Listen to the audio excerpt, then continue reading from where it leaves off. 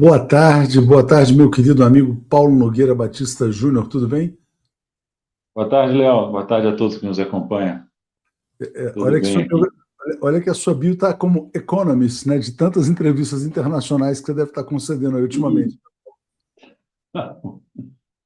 Você está muito demandado. Paulo, aliás, o tema que eu queria, bom, obrigado mais uma vez. Eu queria começar abordando com você um tema que você acompanha muito de perto, que é a criação de alternativas ao dólar, né?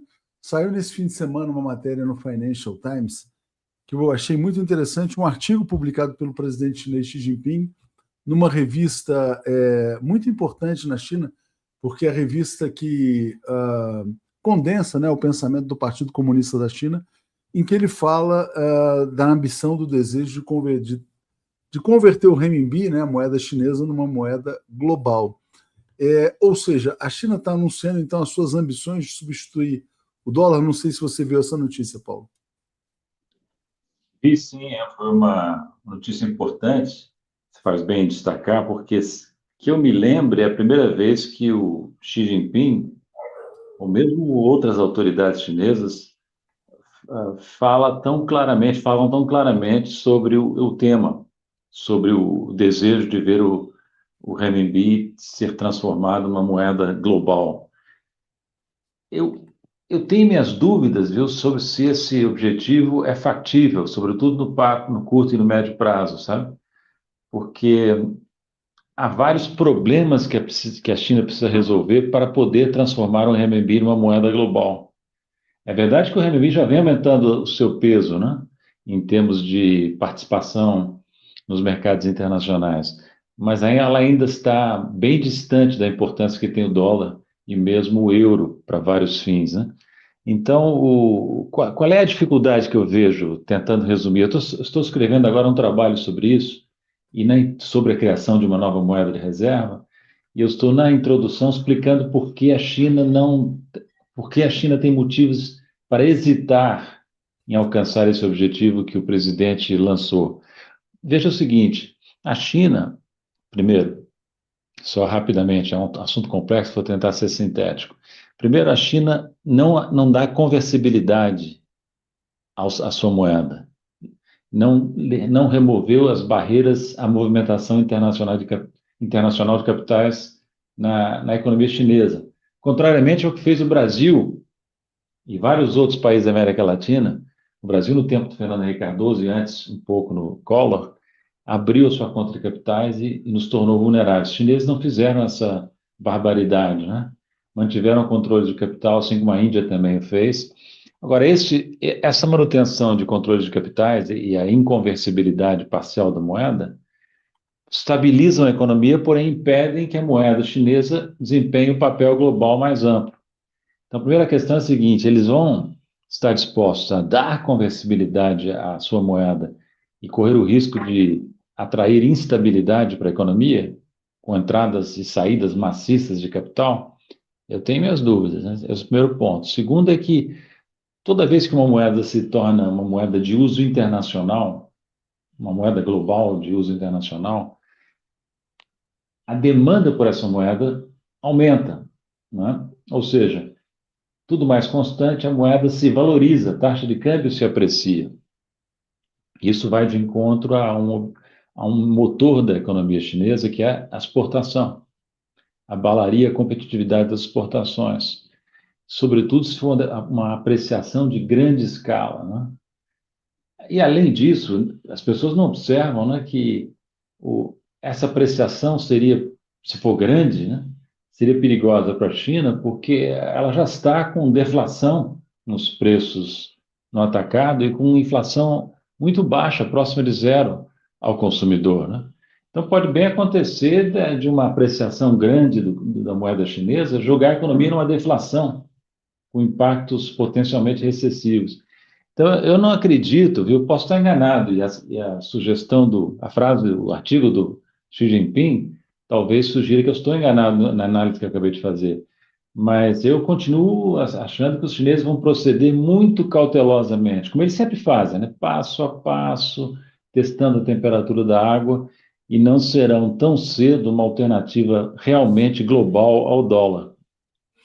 Ô Paulo, e você tem debatido muito esse tema, né? A alternativa mais viável seria a criação de uma cesta de moedas dos BRICS, quer dizer, envolvendo vários países, como.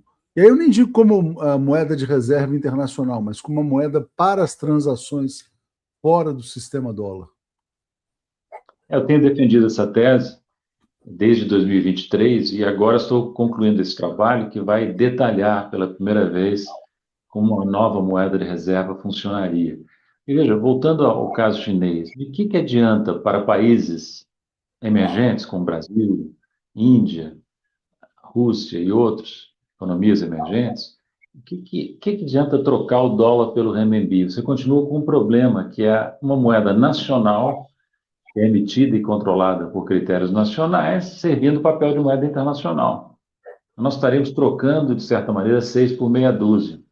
Daí que, do nosso ponto de vista, mais interessante é trabalhar junto com os chineses numa moeda plurilateral, digamos, de um grupo de países, que começaria com uma cesta de moedas como unidade de conta, sim, e depois viraria uma moeda não plena, mas uma moeda, como você disse, para transações internacionais e aplicação de reservas dos países, né?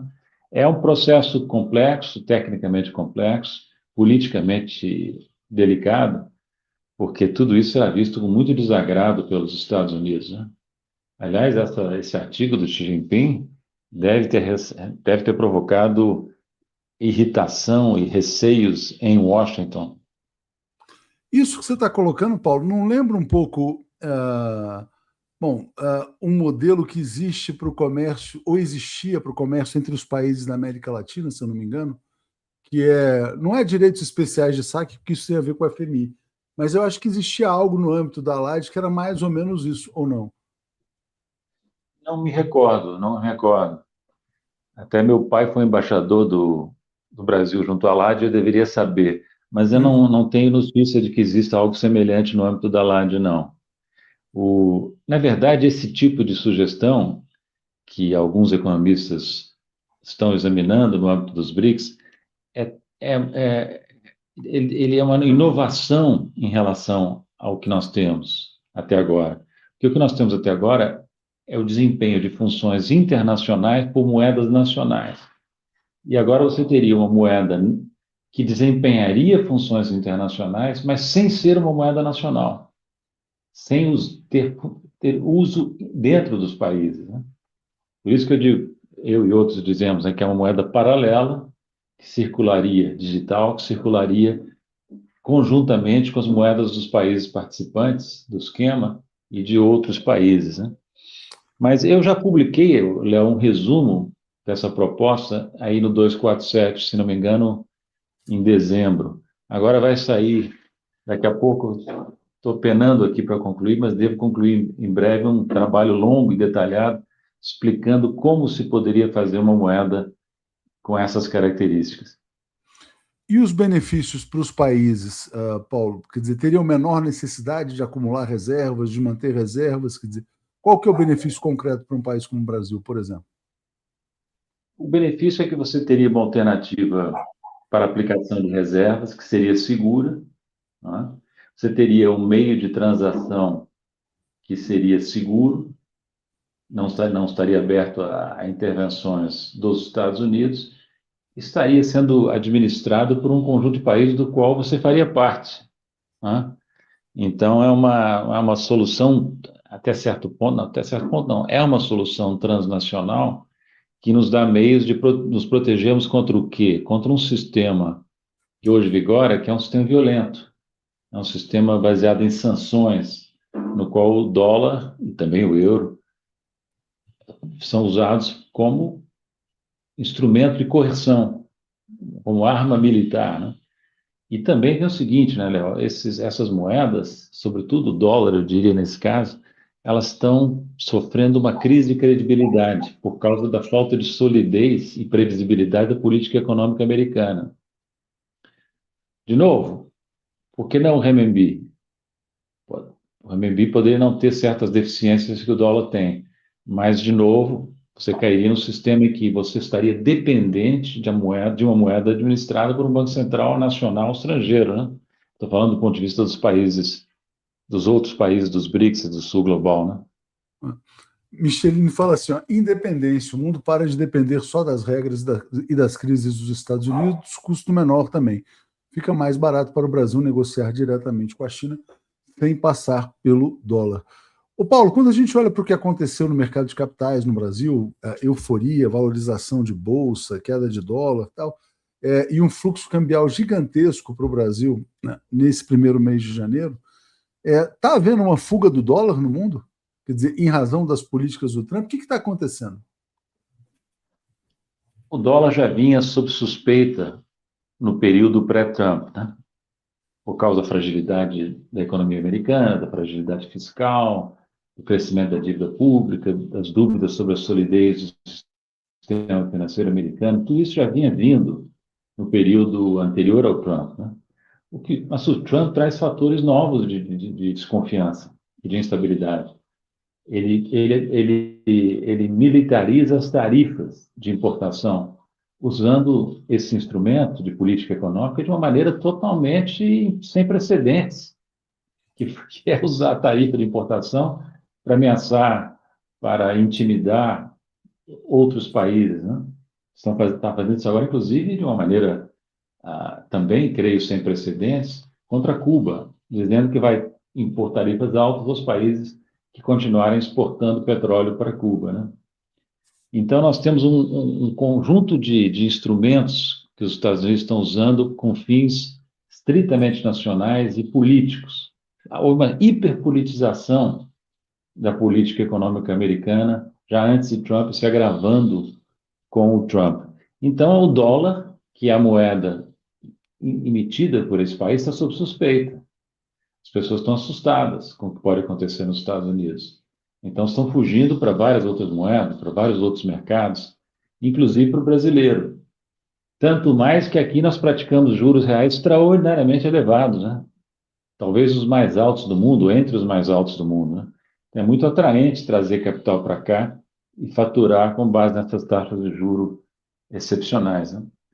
E fazer essa arbitragem, na verdade, que pode estar acontecendo, né? Quer dizer, o dinheiro entra aqui, quer dizer, se beneficia, mesmo que haja uma desvalorização na saída, né? Quer dizer, porque pode até haver uma valorização, a pessoa pode ter o ganho da taxa de juros e o ganho da apreciação cambial ao mesmo tempo, né?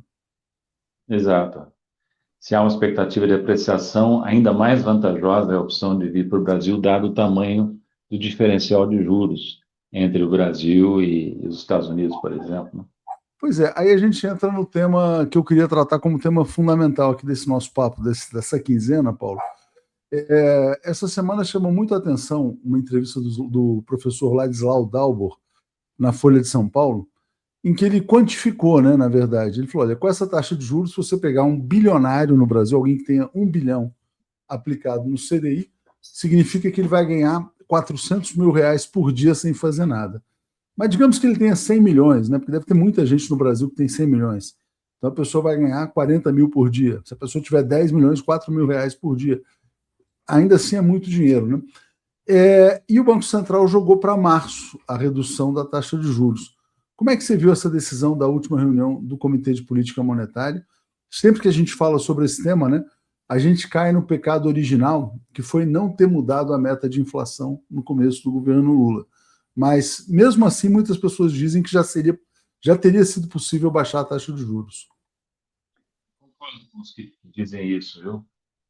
Há uma série de indicadores que mostram que já passou até da hora de começar a reduzir a taxa de juros. A economia está em desaceleração, né? A inflação está controlada, está inclusive dentro dessas metas que, como se diz, são muito ambiciosas, que foram fixadas lá atrás, começando no governo Temer. Então, mesmo considerando essas metas, a taxa de inflação está em queda e dentro do intervalo. E então, por que adicionar mais pressão no sentido da desaceleração da economia, mantendo juros reais, que agora, a Selic é 15%, a Selic em termos reais está em torno de 10% ou um pouco mais, em termos reais. E o professor Ladislau tem toda a razão.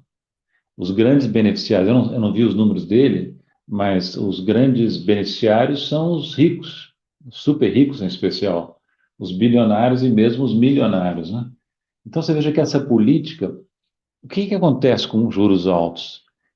Eles desequilibram as contas do governo, porque oneram o custo da dívida pública. O governo paga mais juros.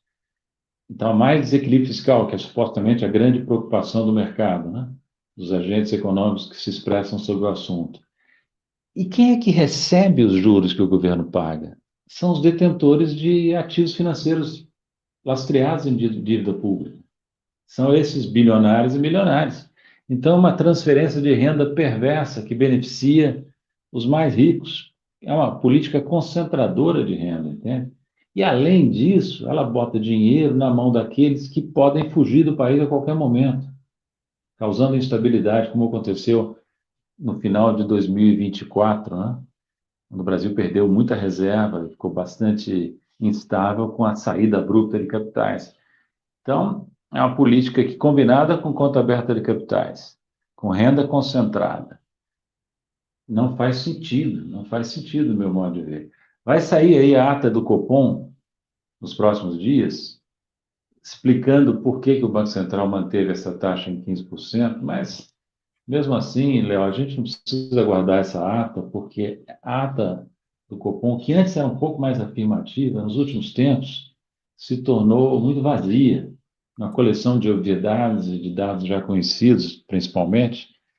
Então, não acredito que a ata do Copom vá modificar essa avaliação que eu fiz agora, né?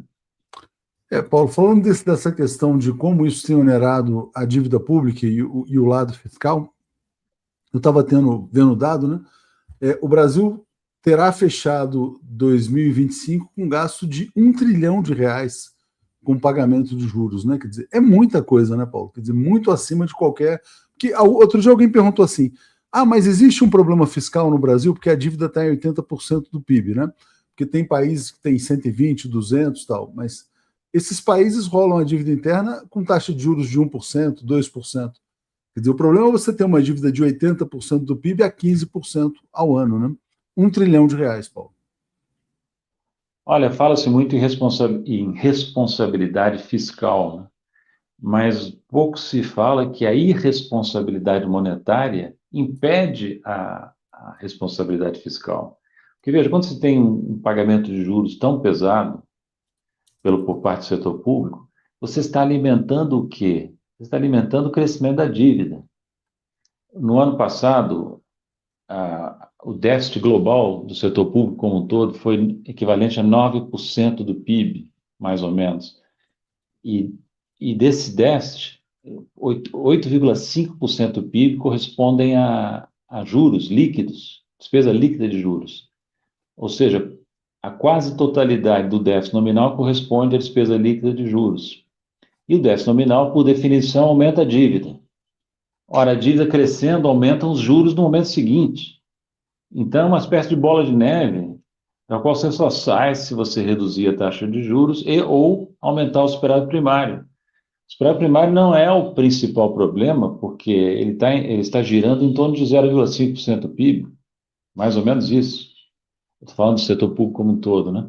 Então, a parte predominante do déficit nominal e do crescimento da dívida está na política, está na taxa de juros e na despesa de juros que ela cria para o setor público, entende? Então, não é sustentável, não é sustentável. É claro que a diretoria do Banco Central, quando toma essas medidas, ou deixa de tomar medidas de redução de juros, ela agrada o mercado, agrada a mídia tradicional, porque o mercado e a mídia tradicional estão dominados justamente pelos bilionários e milionários que têm poder político e controlam a mídia, controlam a opinião predominante no mercado. Então, colher elogios de responsabilidade monetária nesse campo é um sinal de que você está atuando de maneira pouco útil para a sociedade como um todo. Estou tentando ser comedido nas minhas palavras. Não, você está sendo bem comedido, né? Porque a gente está naquela fase. Não criticamos Lula, né? O governo Lula, exatamente. A Luciana está dizendo: a Globo só fala dos gastos da Previdência, bota tudo a culpa nos aposentados. Mas, Paulo, partindo do pressuposto de que o presidente Lula vai se reeleger e vai para o quarto mandato, o ajuste fiscal não vai se tornar inevitável no quarto mandato, então, portanto? dado o crescimento da dívida?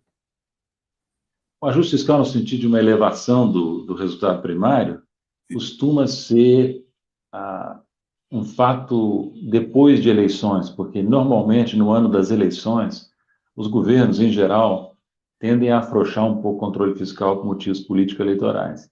Então, há uma reversão, um movimento no sentido contrário no primeiro ano do mandato. Mas, olha, com esse problema que nós temos, com a despesa de juros em 8,5%, caminhando para 9% do PIB, a dívida crescendo, se não houver também uma ajuda da política monetária, no sentido de reduzir a carga de juros do setor público, vai ficar difícil estabilizar as finanças públicas, entende? Então, eu espero que no próximo governo, a gente está sempre esperando o momento seguinte, né? Na realidade, eu espero que a atual direção do Banco Central comece a reduzir a taxa de juros já na próxima reunião e nas seguintes, entende?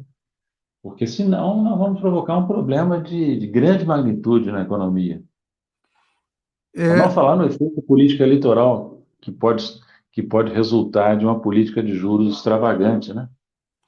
É possível, Paulo, mudar a meta de inflação no meio do caminho? Que, por exemplo, aquilo, aí voltando ao tema inicial, né?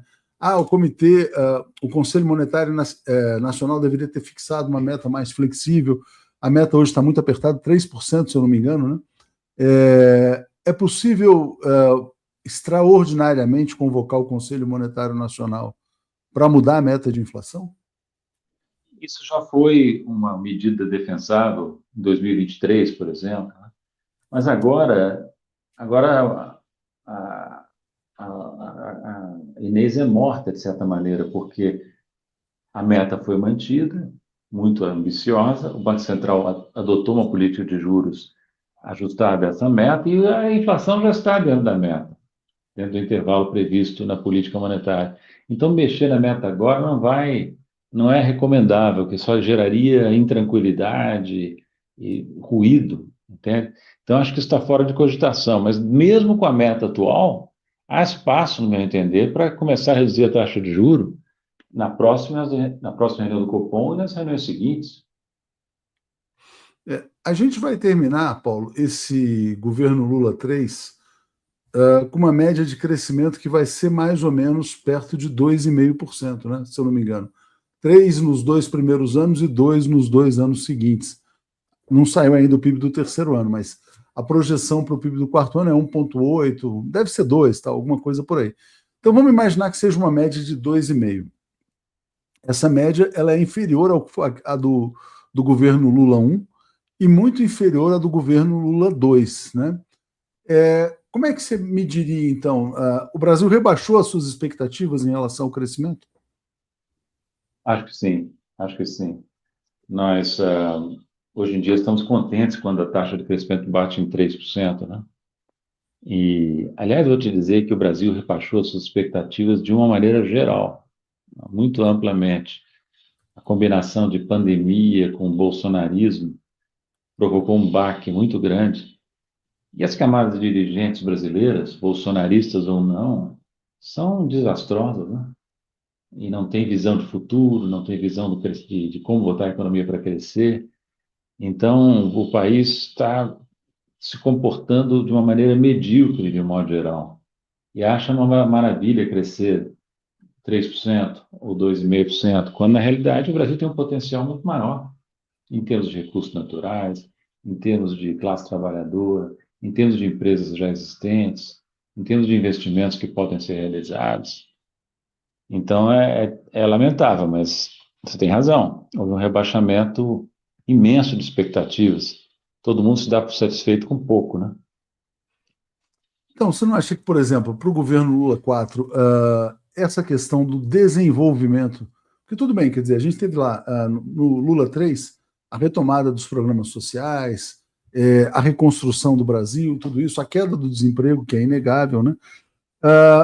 Mas o eixo central do programa Lula 4 não deveria ser a volta do desenvolvimento, mas desenvolvimento maiúsculo, vamos dizer assim?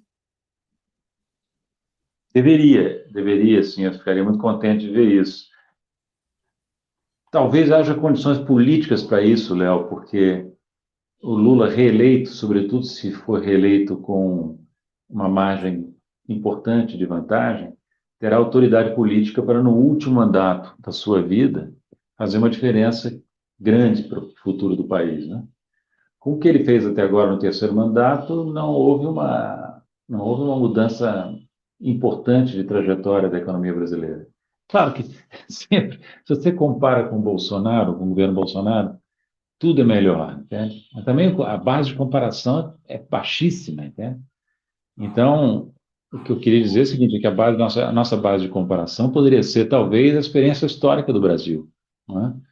Que era até o reinado, até a crise da dívida externa e o reinado do Fernando Henrique Cardoso, uma das economias mais dinâmicas do mundo, né? Deixou de ser, e nós estamos com dificuldade de retomar esse processo, né? E crescimento e desenvolvimento é um mecanismo que se autoalimenta também, sabe? Assim como a bola de neve da dívida. Se você gera confiança, gera investimento, a economia cresce, usa a capacidade existente, a ampliação da capacidade vem e novo impacto positivo aparece, entende?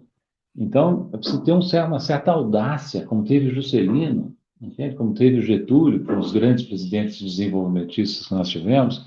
Se nós ficarmos amarrados à cautela tradicional, que tomou conta da maneira de pensar dos economistas brasileiros, e mesmo do governo Lula, né? Nós não vamos longe, né?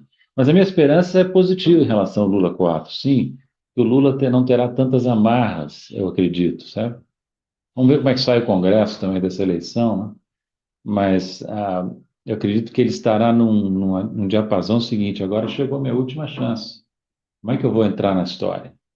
Com um presidente que administrou uma arca de Noé de maneira mediana ou com alguém que estabeleceu novos parâmetros, né?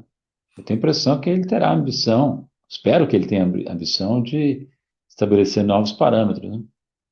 Na semana passada, Paulo, na última sexta-feira, o Grupo Votorantim, né, o que sobrava do Grupo Votorantim, Antônio Hermílio de Moraes, que era o símbolo de indústria no Brasil, ele vendeu a Companhia Brasileira de Alumínio para uma empresa chinesa e para uma mineradora britânica, para australiana, na verdade. A Rio Tinto e uma empresa chamada Chinalco, né? Nesse fim de semana saiu notícia também de que a CSN, o grupo CSN, está analisando vender a sua área de siderurgia. Antigamente você imaginava que a CSN era só siderurgia, mas também tem mineração, tem outras coisas, né? O sonho do empresário brasileiro está sendo vender a sua empresa e criar um family office para administrar a fortuna a 15% ao ano. O que está acontecendo, Paulo? Acho que você resumiu bem, viu? Não é novo esse fenômeno, viu? Isso que você descreveu já vem acontecendo há vários anos. E duas coisas sobre isso. Primeiro, que perspectiva tem a indústria brasileira diante da política de comércio exterior que está sendo adotada pelo governo? Que é uma política ultrapassada de abertura irrestrita dos mercados à importação de produtos industriais. No caso do acordo Mercosul-União Europeia, mas vários outros que estão em negociação que já foram concluídos, entende? Então, a indústria diz, olha, eu já não tenho nem mais a garantia de um acesso privilegiado ao mercado interno. Por que eu vou investir se eu ainda mais tenho a oportunidade de ser um rentista muito bem remunerado, faturando esses juros exorbitantes que são praticados no Brasil, né? Outra coisa, você repara o seguinte, estabeleceu-se no Brasil, inclusive no governo, uma comemoração tola do investimento direto estrangeiro, como se todo investimento direto estrangeiro devesse ser necessariamente celebrado. Esses exemplos que você está dando são exemplos de investimento direto que não criam capacidade, transferem o controle da capacidade existente para não residentes, para grupos estrangeiros. É desnacionalização, mas vai aparecer na estatística e nas declarações oficiais como investimento direto, mostrando a confiança no Brasil. Então, depende, quando você celebra o investimento direto, depende muito de que tipo de investimento você está falando. E o único cara que protestou, que eu vi na imprensa, solitariamente, viu, Paulo, foi o Bresser Pereira, dizendo que isso aí vai virar déficit em transações correntes também, com mais remessa de lucros e dividendos para fora. E o Brasil vai precisando cada vez mais do superávit do agro, né, para equilibrar as contas. Né? O que representa a entrada de investimentos diretos, assim como a captação de empréstimos externos? Representa o pagamento de juros, lucros e dividendos ao exterior no momento seguinte. Se você olhar as contas externas brasileiras, está aumentando muito o volume desses pagamentos, afetando o déficit em conta corrente, como diz o Bresser Pereira, né? E nós já estamos com déficit em conta corrente um pouco alto, viu? 3% do PIB. Um pouco não, já alto. Não é confortável esse nível de déficit em conta corrente. Nós temos que tomar cuidado. Não se fala nisso, né? Quase ninguém se fala nisso. Esqueceu-se que existe uma coisa chamada vulnerabilidade externa. E essa vulnerabilidade pode ser alimentada ou aumentada por um déficit em conta corrente muito alto que você tem que financiar no exterior. É uma situação complicada para a gente depois voltar a debater. Mas, Paulo, a gente tinha combinado meia hora, muito interessante. Vamos ficar com essa mensagem e mandar esse recado para o Galípolo. Ó. Não pode passar da próxima reunião, né? É isso aí. Valeu, Paulo. Obrigado. Viu? Abraço. Tchau. Abraço. Tchau.